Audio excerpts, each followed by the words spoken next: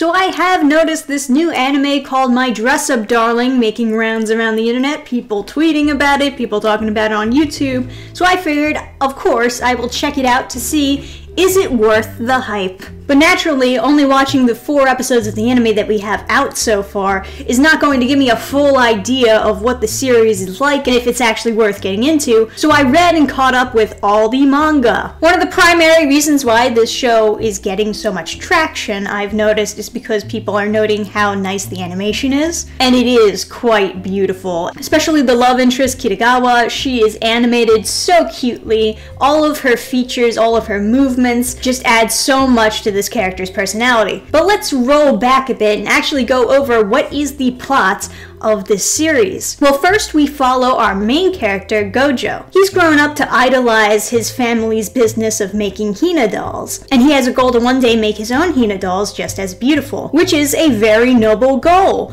But then this bitch comes in. I honestly have no idea who this girl is. She just kind of enters the series in a very quick flashback, and we only get to see her in this one scene in which she is freaking out over the fact that Gojo wants to make Hina dolls. She basically tells him that it's creepy for him to play with dolls because he's a boy. Now, maybe the gender stereotypes are a little bit more common in Japan, but if you said that in America, you would be beaten on the streets because we're progressive. What is this girl's problem? Like, not only is she angry at him for liking something, she's like in tears, so enraged at him. Like, what? Was her family tragically killed in a Hina doll accident? He wants to help out his family business, you bitch. You don't have to like it to respect it. Go choke on a dick, you prostitute!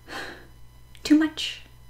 It's probably too much. Like I said, that's the only scene where we ever see this girl. I don't know who she is or what the context is for that scene, but because of this one freak out that this psycho girl had against him, he's grown up to believe that his hobby and his passion is really creepy, and therefore keeps it to himself and doesn't let anyone know that he actually enjoys making Hina dolls. But of course, very much like the anime trope, the cute girl in school, Kitagawa, ends up finding out about his Hina doll hobby, and she is 100% for it. In fact, she wants his help with her own hobby, which is cosplay. Oh, that's very topical for an anime series, isn't it? She shares with him that she wants to cosplay this character from this porn visual novel that she enjoyed.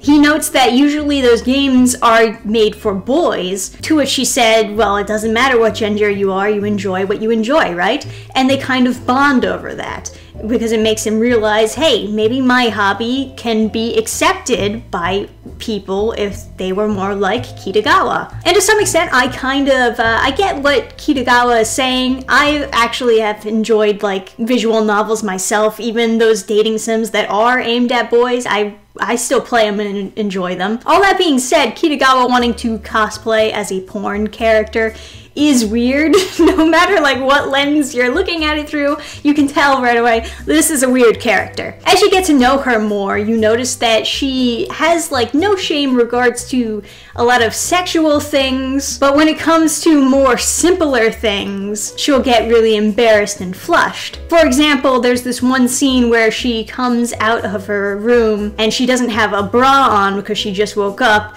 Immediately Gojo is staring at the fact that she has no bra on. But rather than being self-conscious about her boob showing, she's more self-conscious about the fact that she doesn't have her colored contacts in, which kind of sums up this character pretty well. And yes, Kitagawa does develop a crush on Gojo fairly quickly. They both develop feelings for each other. And rather than approaching it like Kitagawa is trying to hide her feelings for Gojo, she's a lot more aggressive with her feelings. She actually makes some pretty daring moves trying to get, closer into a relationship with Gojo, which I can appreciate. It's not something that I've never seen in an anime before, but it's something that I like seeing more often. I like seeing those characters that are a little bit more honest with their feelings and actually try to get the relationship going. Unfortunately, that's not exactly where the whole focus of the anime is going. Most of the focus of the anime is cosplay and the cosplay community. As you can imagine, Kitagawa wants to cosplay all these different characters, and Gojo makes all the cosplays for her, while also learning more about how making cosplay cosplay is an art in its own craft, which I must say can get pretty repetitive and kind of boring at some points in the series. I mean, yeah, I get it, you know, all this work to make a cosplay extra accurate.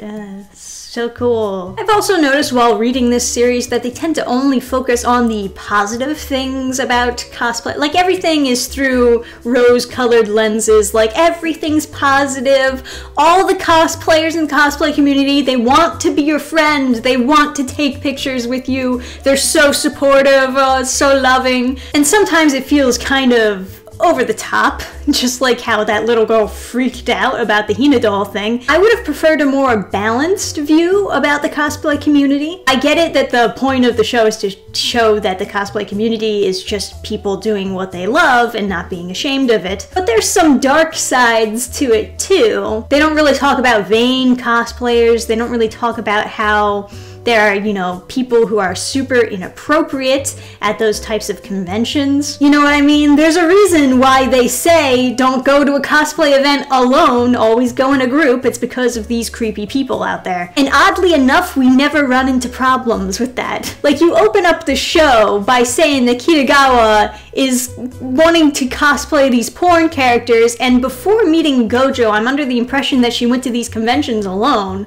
So what, did she never run into problems while cosplaying literal porn characters? I mean, obviously the majority of people at these cosplay events are not going to be touching you inappropriately, but it does happen fairly often where, you know, some people get a little grabby, some people get a little creepy, they try to flip your skirt the anime style way, you know? Even when they talk about chest compressors for girls trying to cosplay as guys, they make it sound like that's not uncomfortable at all. Now, I can't say that it's the same experience for everybody, of course, but my experience with those things is they're super suffocating. I could not go more than an hour wearing one of those things. And they have, like, girls with massive tits in this anime using those things and getting completely flat while having no problems with feeling like they're suffocating, not needing to take a break while wearing them at all. It, like I said, it just seems like super rose-colored glasses. Like,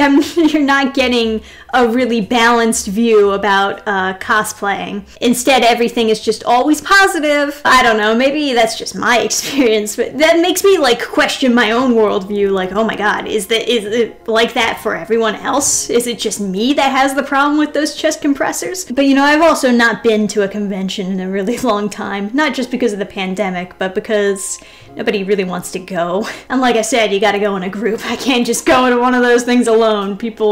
I have stories. People have been quite creepy. So let's conclude this review here. Do I think that My Dress-Up Darling is overhyped as it stands right now?